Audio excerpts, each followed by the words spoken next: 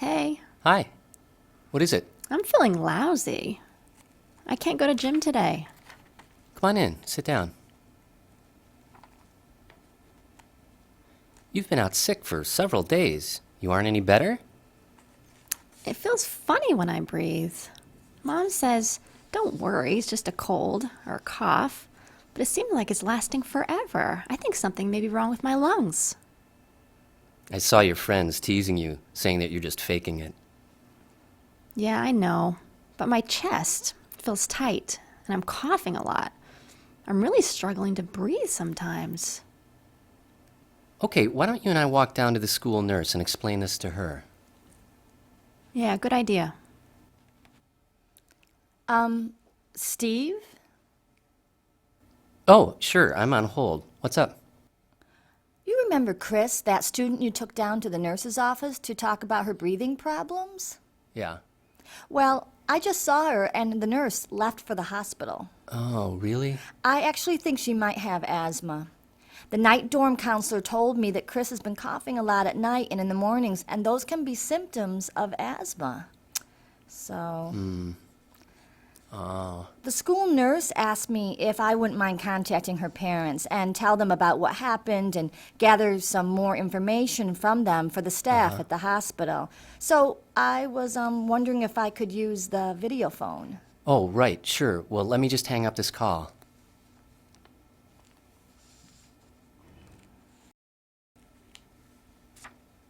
Okay, so let me make sure I have all this. You said Chris's uncle has asthma, correct? Okay, so when Chris was a baby, her grandmother, who used to live with you, used to smoke in the house, right?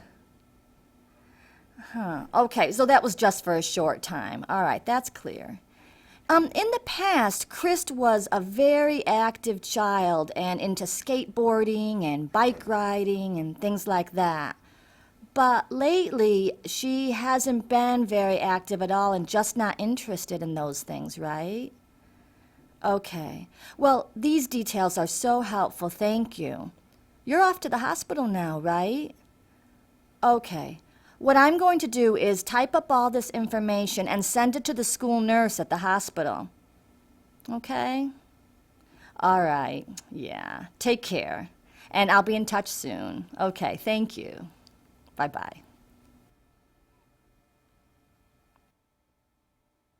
Hey, Peter, would you get Steve for Steve, me? Mindy wants you. Steve, I'm done now. Thanks so much. Sure. Everything will go all right? Yeah, her parents are really concerned for their daughter, of course, but, really, I think she's fine. The school nurse just paged me to tell me that Chris is really doing fine and she'll be discharged in a little bit. So she'll get to leave the hospital really soon. Oh, good. That's a relief. I'm wondering, as her dorm counselor, I think we should all put our heads together and figure out the best ways to support her. We'll need to learn what her triggers are, and knowing her triggers is going to be really important. Triggers? What does that mean? Oh, that's the sign for triggers. It means the different kinds of things that can cause a person with asthma to have an asthma attack. We call those things triggers. Uh-huh. You seem to know a lot about asthma. Well, my father has asthma, so I saw what it was like for him. You know, it's interesting. He has lots of different kinds of triggers. One was our family dog. I know you might think that's kind of an odd one, but actually cats and dogs have dry skin that can flake off, and if a person with asthma breathes in that dander, it can cause an asthma attack. Oh, so you had to give up your dog? Oh, no. We just have to be careful and do special things to keep the dog and the house clean. It's really no problem. We just have to give the dog a bath every week and keep her outside more often. In the house, we have to vacuum and mop every week. And the dog can't sleep in my parents' bed anymore because, like I said, the dander from the dog could get on the bed and then my father would inhale it and he'd end up having a really hard time breathing, so we can't do that anymore. Does your father have to use an inhaler? Oh, yeah, he does. He has one to use when he feels the warning signs of an asthma attack. It's just for emergency use. But he also takes medication every day to prevent asthma attacks, and his health has been great. Really, asthma medicines and the plans for people are all different. Each person has their own asthma management plan that they make up with their doctor. And if Chris is diagnosed with asthma, we'll have to know what her triggers are. Well, if she's diagnosed with asthma, then I should do a special health class on the topic of asthma so the kids will understand about Chris's needs and be prepared for what to do to support her. Yeah, that's a good idea. You know, I just remember that the CDC website has a lot of good information you could use for that class. Oh, that's helpful. Okay, good. I'll look into that. Okay, great. Hey, Steve. Did you hear that Chris was officially diagnosed with asthma? Yes, I did. I've been researching the topic of asthma for my health class. Asthma is really serious. It's interesting. There's no real cure for asthma, and even the causes are unknown. Well, that's what I found from my readings. I know. Hey, what's that on the desk? It's a straw. I thought it would be a perfect way to explain what it's like to breathe when your lungs are affected with asthma. The straw is a good comparison.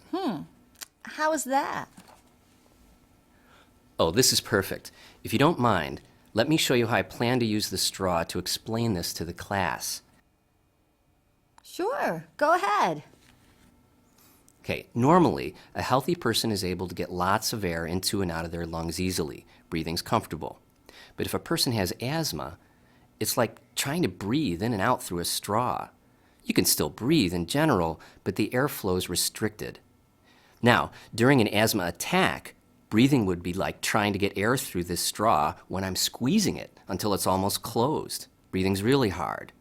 That's what it's like when the air passages in a person's lungs are constricted in an asthma attack. Do you think that explanation would be clear to the students? Oh, yeah, that's really clear. Maybe you could also add in an explanation about inhalers and how the medicine in them helps to expand the air passages in the person's lungs to make breathing easier. Perfect.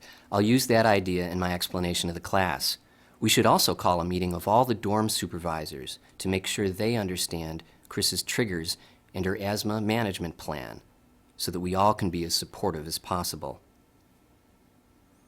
As I looked through the CDC website, it really stresses the importance of understanding the environmental triggers in order to reduce or even prevent asthma attacks. Good idea. I'll talk with Amanda and we'll plan that meeting.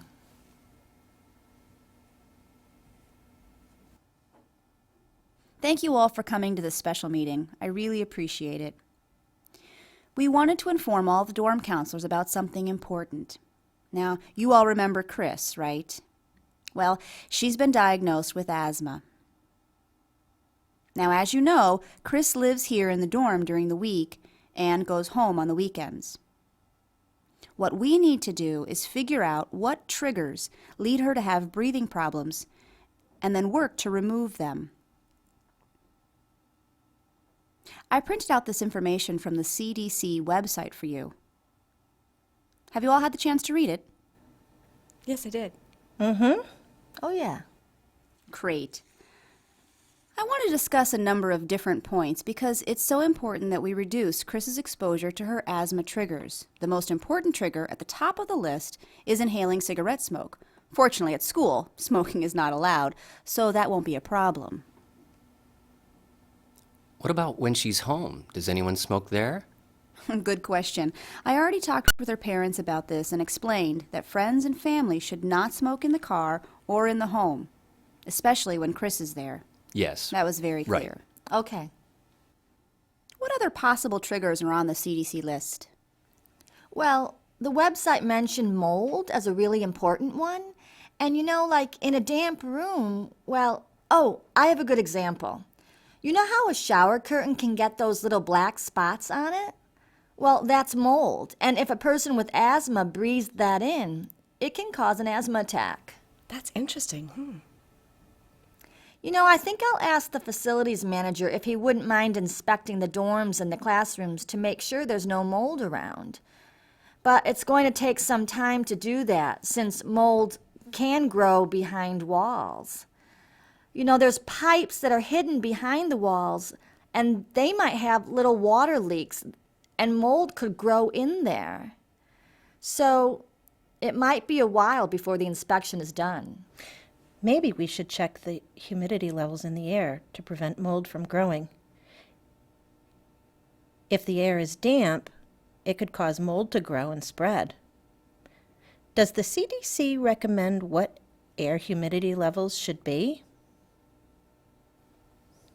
Well, it says here that the CDC recommends that humidity be 50% or less to prevent mold growth. I can also ask facilities to measure the air humidity levels, and if they are above 50%, they can bring in a dehumidifier. What is that you just spelled? I didn't understand. Oh, I meant a dehumidifier. Oh, the machine that removes moisture from the air. Yeah, exactly. Oh, thanks for talking to facilities about that. Yes, Nikki? Well, I just read on the website about dust mites, the tiny little bugs that you can't even see. It says dust mites live everywhere, but they're especially common on mattresses. Really? Most people aren't bothered by dust mites. They're so incredibly tiny. But for a person who has asthma, dust mites can be a trigger for an asthma attack. So I can call the house cleaning staff and ask them to get a mattress cover to prevent exposure to dust mites. What do you think? Good. Also, Chris's parents sent us special pillowcases to use. We're going to have to get rid of her old pillows because those pillows are filled with down, which tends to attract dust mites, so we have to get rid of them. Great, I appreciate those comments. It's very helpful. Now, last on the list here are cockroaches. Those bugs that scurry across the floor. Ew, yuck. Cockroaches? We don't have cockroaches here. We have an exterminator who comes by regularly to spray chemicals to kill bugs. I know, but still, if the kids eat food and drop crumbs or leave their drinks lying around, well, the bugs will be attracted to that. Really? We'll just have to be even more careful to keep things clean. We can ask the house cleaning staff to vacuum more often, maybe every 2 to 3 days.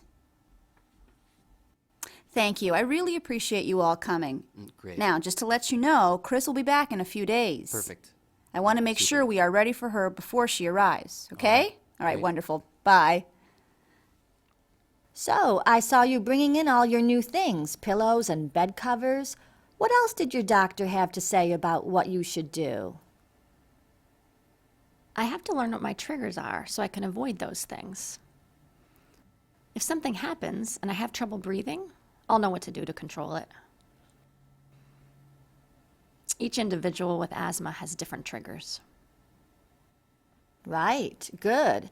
So when you start to notice that you're having a little trouble breathing, that's a warning that helps you learn what your triggers are.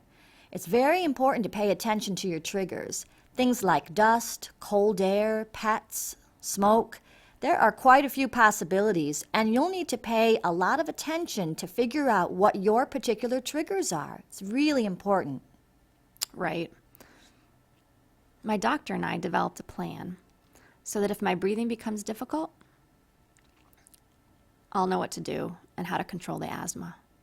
Good. So what is your specific plan? Oh, yeah.